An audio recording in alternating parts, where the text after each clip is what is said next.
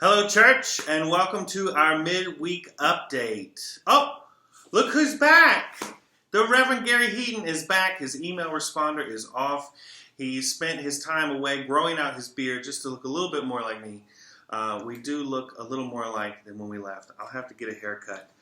But we want to welcome Gary back. Gary, tell us about your trip. Well, first of all, you need to know that I did get a haircut. It was very long, so I have spared you all having to look at that.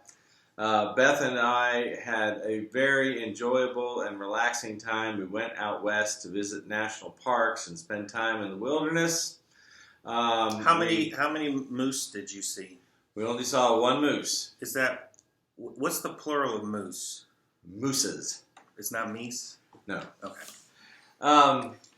Just to get that straight, we saw a lot of things we wanted to see. Mostly we were unplugged. We really did not look at social media or reply to emails. We were just away on this adventure of renewal leave, and I am returning with a sense of being refreshed and looking forward to what is ahead.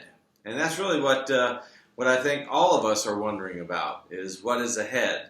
I'll tell you, yesterday, my first day back, I met with Kathy Berlin, who is the chair of our worship team.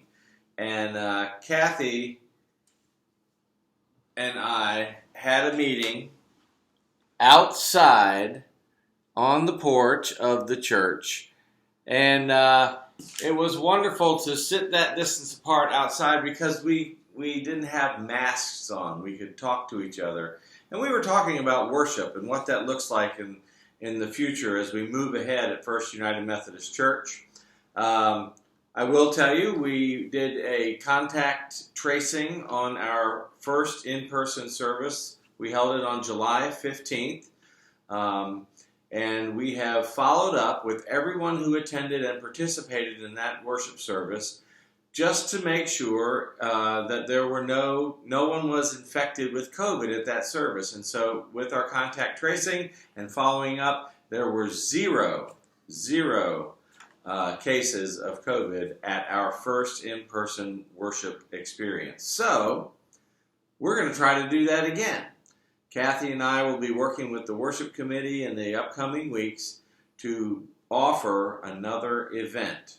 I'm pretty sure we're not going to be having regular weekly services right away, but please stay tuned as we will put out there an invitation to participate in in-person worship sometime in the next month or so. Or so. So nothing firm in the calendar. But conversations are happening, and we're going to keep monitoring that. And we're monitoring that because there are a lot of things going on right now. School is back in session for everybody. UVA students are here. We have a lot of anxiety about that. JMU had to close back down because of COVID spikes and stuff like that. Just want to make sure that everyone, and the screen's going dark. Maybe it's because of here. It's still recording. We're good. All right. And that's probably because I lost my train of thought. But school's back, university's back, kids are virtual learning. Kids are also not virtual learning. There's a lot going on this week, and we just want to monitor all of that, make sure everyone stays safe. Even here at the church, Cooper's actually downstairs in school right now in my office. And then later on during the day in the afternoons, we've actually entered into a more formal relationship with the village school that's just right across the street from the church. And so they have small groups of students coming in every day, spreading out in our fellowship hall wearing masks and doing some Irish dancing. And so we have students here making use of our space at the church, and it's just a really cool thing. But know that our thoughts and our prayers are with all of the parents and the teachers and the students and the professors and the professionals who are involved in education this week. This is a time of continued uncertainty, of trying new things, so we really have to be gracious with one another. Our congregation continues to reach out and stay connected to one another, praying for one another, supporting one another. And I encourage all of you to make an effort. Go to the church website and and click on one of the opportunities to be in a Zoom meeting or Bible study with others. I think the Google form with the worship services to share prayer requests or let us know what's going on in your life. Yes, I really believe that this is the time where the church can make that effort and set the example for others about our willingness to go the extra mile, to stay connected with one another, and to be engaged in each other's lives and ministry and service to the needy. I will tell you that next week on September 19th, the Virginia Annual Conference will be held. It will not be in Roanoke. It will be online. I guess I'll be spending a whole day in front of the computer screen.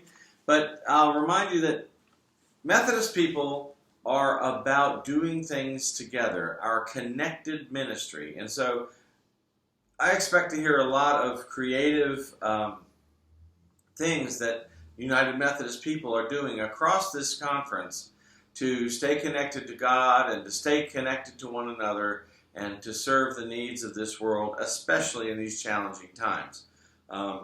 So I do encourage you to not only be in prayer for one another, but to actually take an action, make an effort to reach out to someone and connect with them, reminding them that we are the body of Christ. Your first action might be to send Reverend Heaton an email. I know he's missed all of them over the last 2 months. That's all for us today. We'll see everybody on Sunday when we'll hand the pulpit back over to Reverend Heaton. Stay safe and stay connected. And then I'll click it off.